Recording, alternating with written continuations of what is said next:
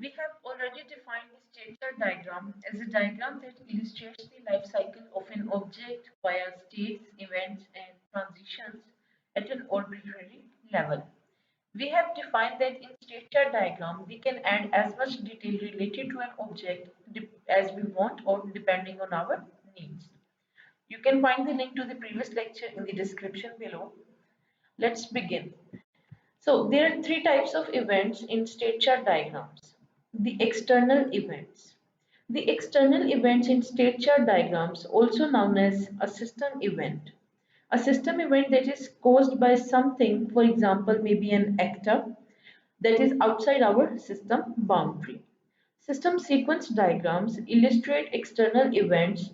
Noteworthy external events precipitate the invocation of system operations to respond to them. So, for example, when a cashier presses the enter item button on a POS terminal, an external event has occurred. So the external event is when the cashier presses the enter item button. So the actor was outside the system boundary and the event has been occurred externally. The second type of the event that may occur in a state chart diagram is an internal event.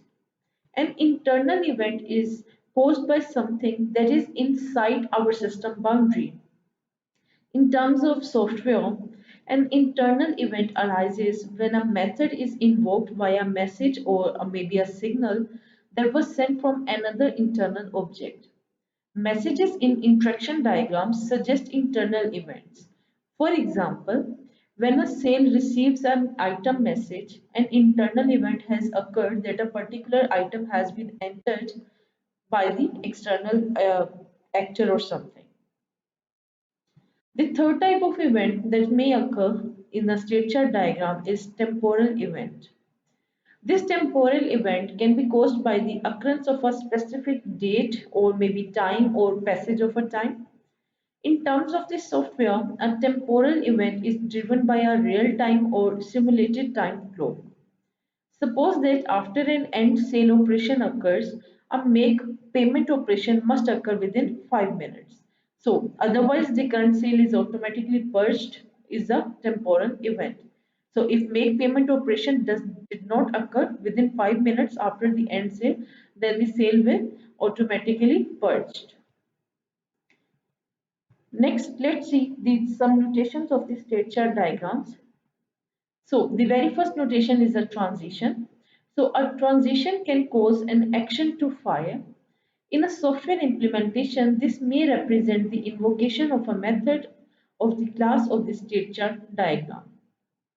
A transition may also have a conditional guard or Boolean test. The transition only occurs if the test passes.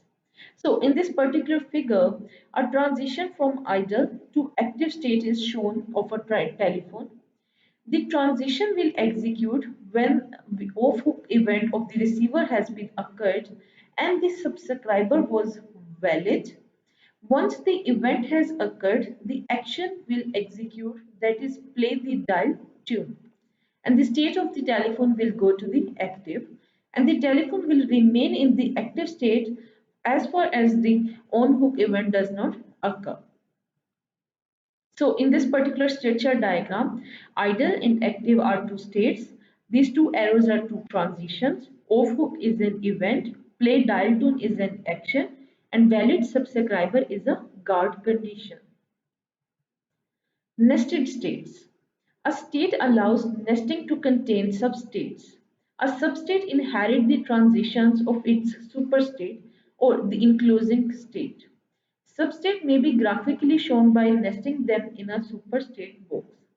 For example, in this particular state the chart diagram, when a transition to the active state occurs, the creation and transition into the playing dial tune substate occurs, no matter what substate the object is in.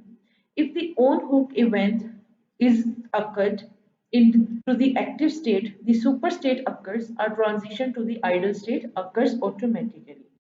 So that means whenever my system is in the idle state and off hook event occurred, the system will go to the active state, which will straightforwardly take it to the playing dial tune. And if the user starts entering some digits, it will go into the dialing state. And if the user completes the dialing of the digits, then it will go into the connecting state. And when the connection has been completed, then it goes to the talking state. But in any one of these four states, that is playing dial tone, dialing, connecting, and talking, if the on hook event occurs, the telephone or the system will straightforwardly goes into the idle state. So that means my user can place the receiver back on hook while dialing some numbers, and it will straightforwardly goes into the idle state. Program behavior.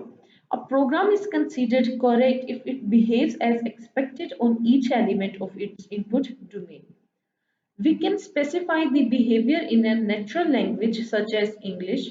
However, this is more likely subject to multiple interpretations than a more formally specified behavior.